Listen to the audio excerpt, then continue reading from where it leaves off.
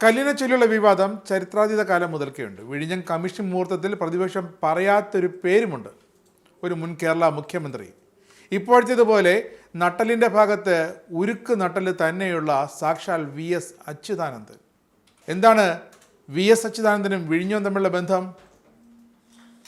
പ്രതിപക്ഷവും കോൺഗ്രസ്സുകാരുമൊക്കെ മനഃപൂർവ്വം വിസ്മരിച്ചു അത്. പക്ഷേ ഇടത് പാർട്ടികൾ എടുത്തെടുത്ത് പറഞ്ഞതാണ് VSൻ്റെ പേര്.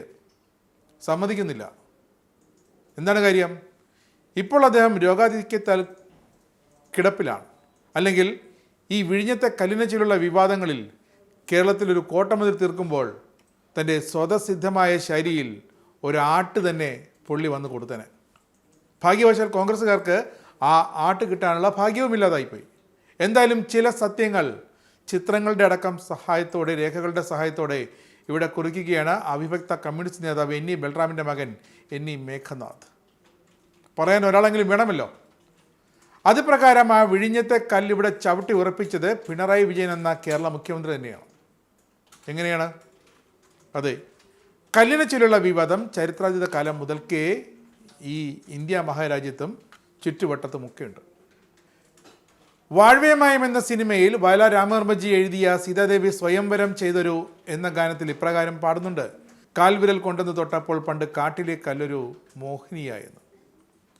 ആ കല്ല് വിഴിഞ്ഞത്തായിരുന്നെന്നും അത് തൊട്ട് തുറമുഖമാക്കിയ അഭിനവ ശ്രീരാമൻ ഉമ്മൻചാണ്ടി സാറായിരുന്നുവെന്നും എത്ര പേർ പറഞ്ഞു നടക്കുന്നുണ്ട്.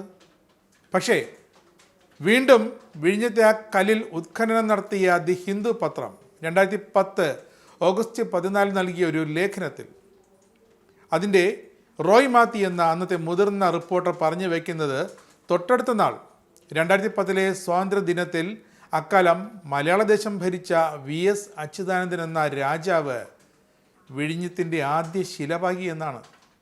അതായത് ചാണ്ടി സാർ 2015 ഹജൂർ കച്ചയിൽ നിന്ന് വിട ചൊല്ലും മുമ്പ് നാടങ്ങമിട്ട കല്ലുകളിൽ ഒന്ന് വന്ന് പതിച്ചത് VS അച്യുതാനന്ദൻ 2010 പാകിയ ആ വിഴിഞ്ഞത്തെ കല്ലിൻ്റെ മേലാണെന്ന്. അന്ന് രാജസദസ്സിൽ മന്ത്രിയായിരുന്ന പ്രേമചന്ദ്ര തിരുവടികൾ ഇന്ന് സതീശ മഹാരാജാവിൻ്റെ വലം കൈയാണ്, സിൽബന്തിയാണ്. അദ്ദേഹം സാക്ഷിയാണ്. പക്ഷേ ഇപ്പോൾ വാൾ തുറക്കില്ല. കാരണം കൂറ് അങ്ങാണ് UDF-ൽ.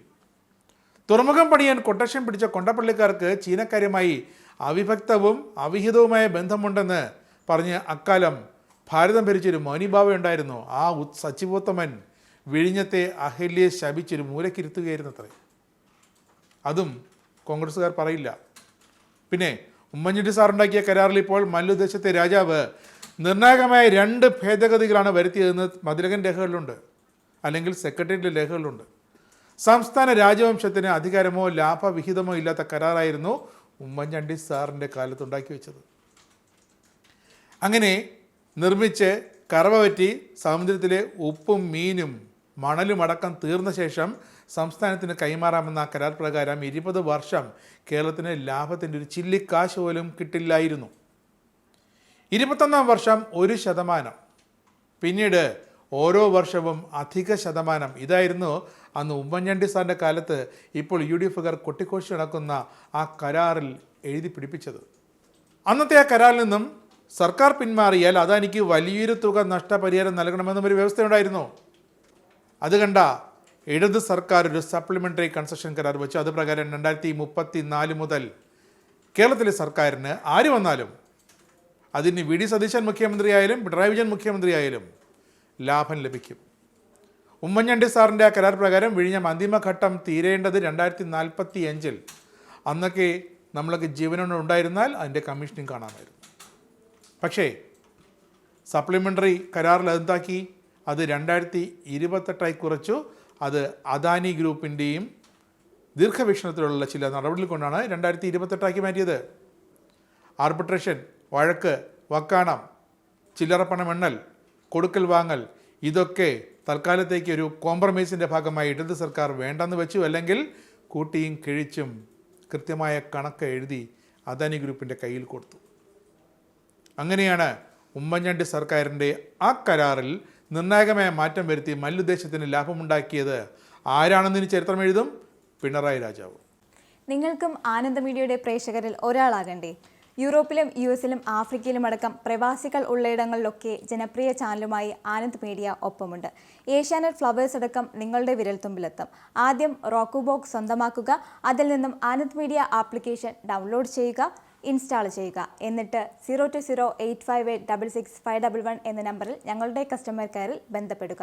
അല്ലെങ്കിൽ +91 735 660 3747 എന്ന നമ്പറിൽ വാട്സപ്പ് ചെയ്യുക. ആനന്ദ് മീഡിയയുടെ സേവനങ്ങൾ സ്വന്തമാക്കുക. മറ്റു ചാനലുകൾക്കൊപ്പം ആനന്ദ് TVയും എൻജോയ് ചെയ്യുക.